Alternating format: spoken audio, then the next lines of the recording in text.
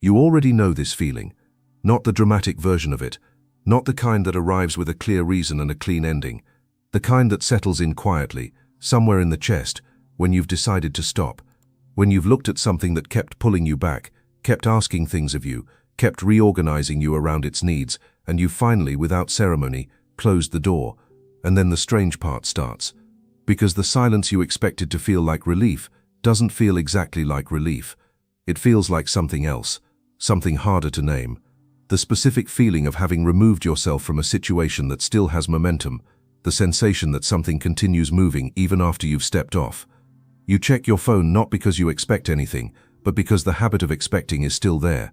You catch yourself rehearsing conversations that will never happen. In a moment of complete stillness, in the middle of a completely ordinary day, you find yourself thinking about how the other person is interpreting your absence, and then you notice that you're doing that, and something in you goes quiet. This is not about heartbreak in the romantic sense, or maybe it is, partially, but the dynamic shows up everywhere, in a friendship that became one-sided so gradually you couldn't point to when it changed, in a family relationship where your presence was taken for granted until the moment you stopped offering it, in a professional situation where your effort was visible only in its absence. The shape of it is always the same. You were available, and then you weren't, and now there's this odd pressure in the space where your reaction used to be. What nobody talks about clearly, and I'm not sure I can talk about it clearly either, because the more I try to articulate it, the more I find the words sliding around, is what happens internally when the person who's been moving towards someone else finally stops. Without strategy behind it, without anyone's advice driving it. Something in them had registered, before the mind fully caught up, that continuing was no longer possible without a cost they weren't willing to keep paying. In a relationship that had already ended in everything but name, one person stops initiating, just stops. No announcement, no confrontation, no explanation delivered in carefully chosen words at a carefully chosen moment. They simply go still. And what follows isn't the clean break they imagined. What follows is a period of sustained internal noise, the mind generating scenarios, the body carrying a residue of all those unresolved interactions, the hours after each day bringing a particular quality of quiet that doesn't feel peaceful yet. That's where this starts. Not at the decision, not at the moment of realization, at the part that comes after, when the door is closed and you're standing on the other side of it. And what you feel isn't triumph, isn't peace, isn't even certainty. It's something that takes time to understand. And what surfaces slowly is that you're not learning something new. You're remembering something that was always true about what you can and cannot control, about where your energy belongs and where it doesn't. If this is something you think about, if you find yourself in the middle of that particular quiet, consider subscribing. Not for motivation, for the kind of thinking that helps you stay with what's difficult without being consumed by it. The door is already closed. That part is done. And yet here you are, still standing near it. Stopping is supposed to be the easy part. You're not doing anything, that's the whole point. No messages to compose, no confrontations to navigate, no explanations to prepare. Just stillness. And stillness should cost nothing. Except it does. It costs something specific, something the body registers before the mind has language for it, and the cost arrives before it has the name of pain. It announces itself as pull. There's a particular quality to the urge to break your own silence that has nothing to do with missing someone. Or it has something to do with that, but that's not the whole of it. What you're actually feeling, underneath the impulse to reach out, is the withdrawal of a role. You were the one who responded. You were the one who stabilized. You were the one who showed up when the atmosphere got heavy, who kept the connection alive through sheer consistency of effort. And now that function has gone quiet, and the absence of it creates a sensation that the mind interprets as wrongness. Not sadness, not longing, wrongness. The specific feeling of a mechanism that's been running continuously and has suddenly stopped. One person has always been the one to call, to soften the silence after distance, to reach back every time, without waiting to see if the other would. And then they stop. No announcement. The silence is the whole message, and what they feel first isn't relief. It's something closer to alarm. The body knows, before any conscious reasoning catches up, that something has been disrupted, and the mind, trying to resolve the disruption, starts generating reasons to undo it. Maybe the timing was wrong. Maybe one more conversation would, and the thought doesn't finish itself, because somewhere in the middle of forming it, something registers that the thought is not honest. It's a reflex. It's the system trying to return to a baseline that was never actually stable. This is what makes doing nothing so difficult. It's not weakness. It's not indecision. It's that you were functional inside a dynamic that required your continuous participation, and stepping out of that function feels in the body like abandoning something, even when the something being abandoned was costing you more than it was giving, even when staying was the less honest choice. The sensation that something registers as loss doesn't care about the accuracy of the accounting. It just knows a pattern has been interrupted, and the pattern, it turns out, needed you more than it needed to be good for you. There's something that effort does when it's consistent enough for long enough. It becomes invisible, not ignored, exactly, more like assumed. The way you stop noticing the temperature of a room you've been sitting in for hours. The effort is there, it's always been there, and because it's always been there, it stops registering as effort and starts registering as just the way things are. This is what your absence reveals, not your value. That framing is too tidy, too close to the motivational register. This doesn't belong in. What your absence reveals is the actual structure of what was there. Because when you stop, the thing that stops with you is the thing that was holding the shape of the connection. And the shape collapses. And in the collapsing, what becomes visible is that the shape was yours. The maintenance was yours. The continuity was yours. The other person was inhabiting something you were building, and neither of you, perhaps, had fully understood that until the building stopped. In a family dynamic where one person had always been the one to organize the gatherings, to remember the dates, to hold the thread of shared history across months of distance, when that person quietly withdraws the effort, what surfaces almost immediately is not gratitude for what was there, but a kind of confused disorientation. Phone calls that don't happen, plans that don't form, a quality of silence that nobody quite knows how to name because it doesn't feel like conflict, it doesn't feel like anything dramatic. It just feels like something has gone slightly wrong and nobody can locate where. The absence makes the architecture visible, and the architecture was one person deep. What your silence shows is not a statement you were making. That's the part that takes the longest to actually. That framing doesn't quite hold either, because some part of you was making a statement, even if unintentionally. What it shows more precisely is what was actually happening underneath the surface of something that looked mutual. The mutuality was a sensation, not a fact. You felt connected. You felt reciprocated enough that the arrangement felt fair. But the reciprocity had been asymmetrical for long enough that the asymmetry had become load-bearing. The dynamic needed your effort to feel like a relationship. Without it, what remains is something thinner, something that can't sustain its own weight. This is not a comfortable thing to know. There's a residue of something, not quite guilt, not quite grief, that comes with understanding that the thing you were participating in was less than you thought it was, because part of you had invested in the belief that it was real in the way you needed it to be real. And some of that investment was accurate. Relationships are rarely entirely false. The specific feeling of genuine connection was there, at some point, in some form. But genuine moments don't automatically produce a genuine structure, and the structure was what your effort was compensating for. The silence doesn't lie, it doesn't exaggerate, it simply removes the compensation, and what's left is the underlying thing, stripped of the work you were doing to make it appear fuller than it was. The other person, encountering that residue for the first time, may not understand what they're encountering. They may interpret your absence as a mood, a phase, something that will resolve itself when you return to the version of yourself that kept reaching. They may wait, with the particular patience of someone who has never had to be the one to reach. And in that waiting, something is confirmed that your silence was already saying. What your absence shows is not what you intended to communicate. It shows what was always true about where the weight was distributed.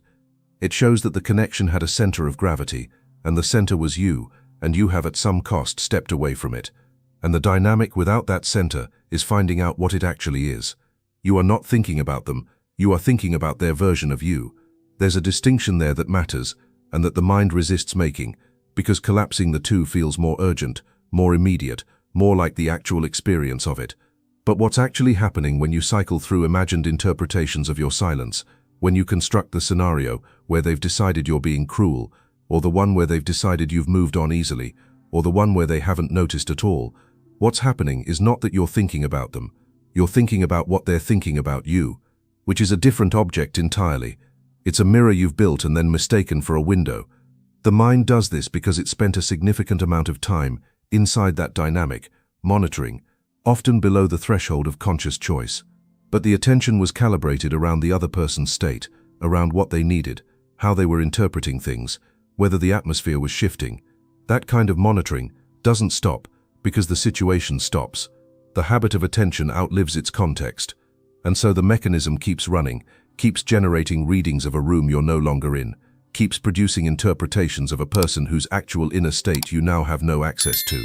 In a romantic relationship that had slowly become defined by one person's emotional management of the other after the contact ends, the one who had been doing the managing often finds that they cannot stop running the calculations. What does this silence mean to them? How are they holding it? The sensation that something unresolved is still moving in the other person's direction. This is not love exactly, or not only love. It's the residue of a function that hasn't been formally discharged. The monitoring continues because the monitoring was, for a long time, the shape of the relationship itself. What the body knows before the mind does is that this kind of attention is expensive. The hours after the decision are full of it, a quality of alertness with no object, turned outward toward a person who is no longer there to receive it. It persists because habits of attention are structural, not emotional, and structure takes longer to change than feeling does. The explanation was never really for them. That's the part that arrives slowly, in the hours after you've decided, again, not to send the message that would clarify your position, justify your distance, make sure they understood that this wasn't arbitrary, that there were reasons, that you weren't simply and the sentence doesn't finish because somewhere in the forming of it, something registers that the impulse to explain is not generosity. It's not consideration. It's a continuation of the same pattern that made the silence necessary in the first place. The explanation would be another form of showing up, another deposit into an account that had been drawing on you for longer than you'd admitted. When you stop explaining yourself, what shifts is not dramatic. It arrives without the fanfare of clarity, without resolve in any clean sense. What surfaces is something more like a quality of stillness that you hadn't noticed was absent, the specific sensation of a loop that is no longer running. Because that's what explanation does inside a dynamic like this. It keeps the loop open. Every message that says, here is why I'm distant, here is what I'm processing, here is what I need you to understand, every one of those messages hands the other person a thread. And a thread is an invitation. And the invitation means the conversation continues, which means your attention is still organized around their response, which means the silence was never really silence. It was a pause, a gap in a pattern that both of you were still inside. Marcus Aurelius wrote, in a register that was not advice but observation, that the impediment to action advances action, and that what stands in the way becomes the way. What stands in the way of your silence is the pull to speak. And the decision, not the dramatic decision, the quiet, repeated, almost bureaucratic decision not to, is itself the practice. Each time the explanation forms and you set it down, something is being built, not a wall. Not distance in the punitive sense. A considered, intentional relationship with what you allow to move through you and what you don't. In a situation where a friendship had ended without a formal ending, where the distance was mutual but unspoken, and one person kept sending messages that reopened the question of what they were to each other, the one who finally stopped explaining found something they hadn't anticipated. What they found first wasn't peace, it was exposure. The sensation that without the explanation there was nothing to hide behind. No signal being sent that indicated reasonable behavior, no proof of good faith. And then slowly, underneath that exposure, something else, a quality of presence that had been consumed by the explaining. Attention that had been directed outward toward managing the other person's interpretation, now simply present, unspent. This is what shifts. Understanding and feeling aren't what shift first. What shifts is where your attention lives. The explanation is a form of continued investment, deliberate, calculated perhaps, but still a payment. When you stop making the payment, the attention that was allocated to it becomes available for something else. It doesn't immediately go somewhere useful. It might just sit there, directionless, feeling like restlessness without a target. But it's yours. That's the difference. It's not moving towards someone else's need for narrative resolution. It's not being organized around their comfort with ambiguity, or their discomfort with it. It's simply present, in you, waiting for you to decide where it belongs. The loop closes, not with a statement, but with a silence that you maintain long enough that maintaining it becomes less effortful than breaking it. And somewhere in that threshold, something changes.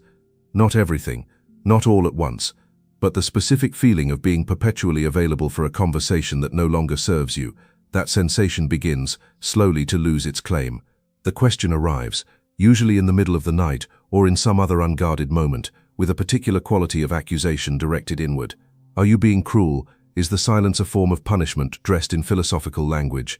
Is the distance something you're choosing because it's right, or because it's easier than the discomfort of an honest confrontation? These are not dishonest questions. They deserve to be sat with, rather than dismissed. But they contain an assumption that needs to be examined before the question can be answered with any precision. The assumption that the other person's discomfort is a problem you created, therefore a problem you're obligated to solve. Epictetus was not gentle about this distinction. He organized almost his entire framework around a single line of demarcation. Some things are within our power, and some things are not. What is within your power is your judgment, your intention, your selective attention to what you expose yourself to and what you don't. What is not within your power is how another person receives your choices, how they interpret your absence, what sensation your silence produces in them, and whether that sensation resolves into understanding or hardens into grievance. Their inner experience of your decision is not yours to manage. It never was. You simply for a long time behaved as though it was, a person who spent years adjusting every decision to the edge of someone else's disappointment, moderating, recalculating, keeping the atmosphere functional through sheer precision of effort. When they finally stop adjusting, the discomfort on the other side does not disappear. It increases, and the question that arises is whether the increase is evidence of cruelty, whether the one who stopped absorbing has done something wrong by refusing to continue. The answer, examined carefully and without sentiment, is no. The discomfort was always there. It was simply being processed by the wrong person. This is the distinction the question misses. Cruelty requires intent to harm.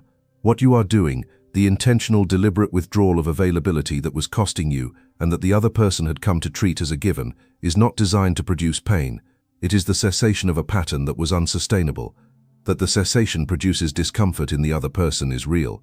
That the discomfort is something you're now responsible for resolving is not. The sensation that surfaces when you hold this distinction clearly, not as a concept but as something the body actually knows, is not triumph.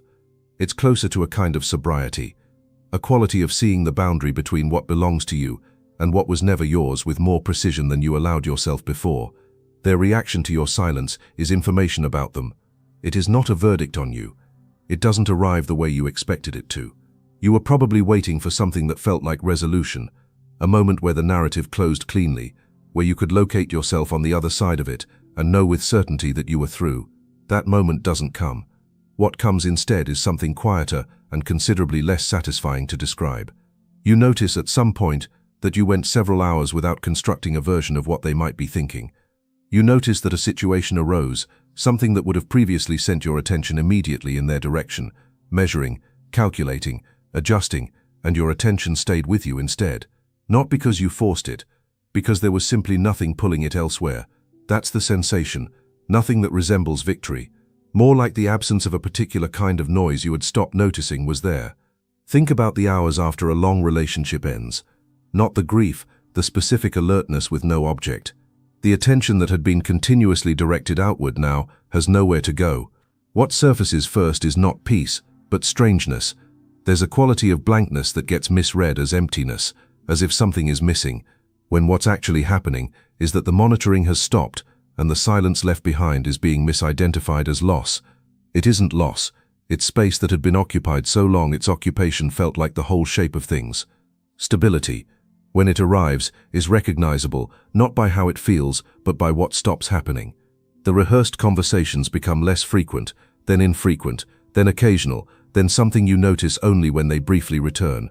The body stops carrying the residue of unresolved interaction as a baseline condition. You make a decision, something small, something that previously would have been filtered through the question of how it would land with them, and the filter isn't there. The decision is just yours, considered, patient, made without the interference of a presence that is no longer in the room. That's how you know. The cost was real. That needs to be said without softening it.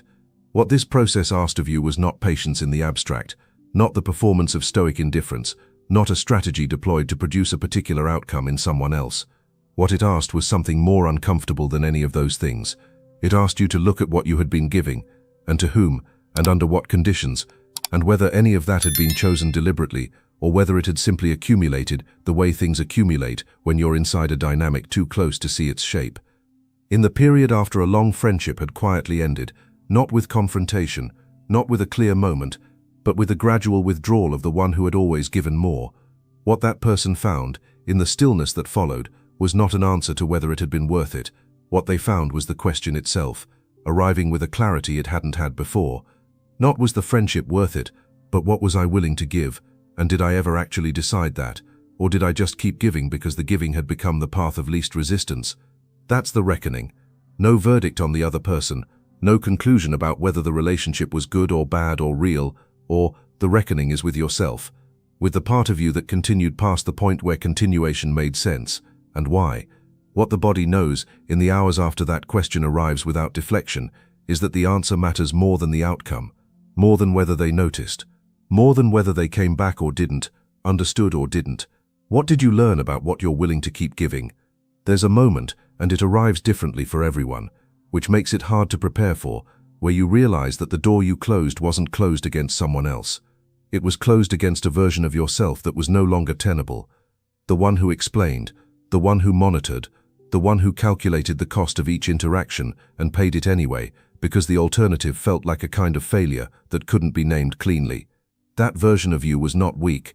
That needs to be said without irony. The capacity to extend yourself continuously toward someone else, to absorb what they couldn't carry, to maintain the architecture of something that needed maintaining. That capacity is real, and it cost real things. The error wasn't in having it. The error, if it was an error, was in not asking early enough what it was costing and whether the exchange was honest. In the quiet that settles after all of this, after the silence has been maintained long enough that maintaining it is no longer an act of will, but simply a condition, after the projected conversations have thinned, after the residue of all those unresolved interactions has slowly, incompletely, worked its way through, what surfaces is something that doesn't have a satisfying name. Not wisdom, not peace. Something closer to a quality of knowing where you are, a considered, precise sense of your own edges, what you will extend and what you won't, what you will give and to whom and under what conditions, and because you chose it, not because the dynamic required it of you. The door being closed is not the end of something, exactly, or it is the end of something, but that's not the most important thing about it. The most important thing is what you learned, in the closing, about what you had been doing all along, and whether that learning changes what you do with the attention you've recovered. If something here stayed with you, the subscribe button is there, so is the like. That's the whole ask. One more thing, drop a comment with the city you're watching from. Just the city. I'm curious where these conversations are landing. What are you going to do differently with what you now know you are spending?